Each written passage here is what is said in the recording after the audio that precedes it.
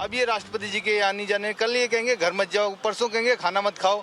तो ये तो इस देश में जो भी विपक्ष में रहेगा उसको मारने की साजिश है।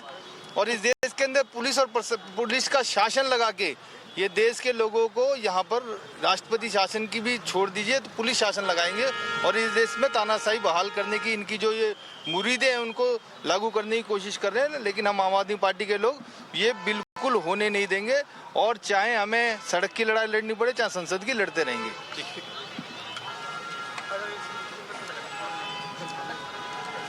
तो अब हमें जाने तो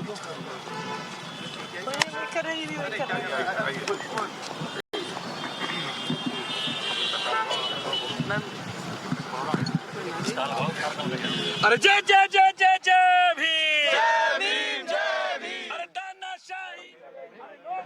And as you can hear, there are chants that are being raised by the opposition leaders. Again, what is being claimed now is that LoP leaders are not being allowed into the Delhi Assembly premises.